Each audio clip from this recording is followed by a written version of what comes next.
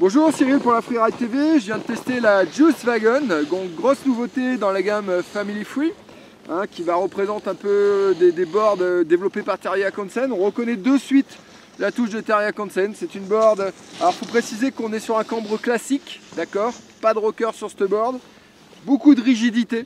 On sent que c'est une board vraiment, quand on monte dessus, on la déforme pas comme ça, c'est une board très exigeante. Ça m'a un peu fait penser à l'époque aux balances chez Burton, pareil. Mais bon, on est sur une touche beaucoup plus freeride, avec un peu plus de setback sur l'arrière.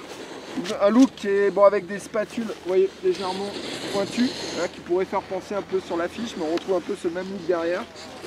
Donc une planche quand même plutôt, à mon sens, typée freeride, mais qui va laisser de la possibilité et pas mal de jeux.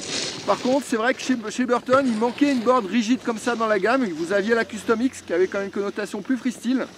Et bien on va retrouver un peu la même rigidité, je trouve, que sur une Custom X, une board vraiment exigeante, raide, nerveuse, destinée à des gabarits quand même qui veulent quelque chose qui accroche, qui relance, qui soit tonique, une board vraiment sur la piste qui excelle, avec laquelle on peut carver, attaquer. Mais du coup, une board vraiment exigeante. C'est pas une board à rocker.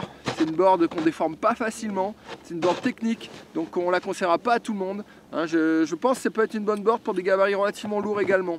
Bon, aujourd'hui on l'utilise sur la piste, on n'a malheureusement pas des conditions exceptionnelles.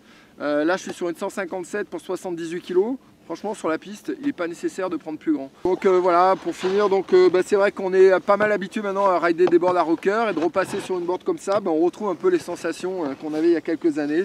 Une board exigeante quand même. Et voilà, tout ce que j'ai à vous dire.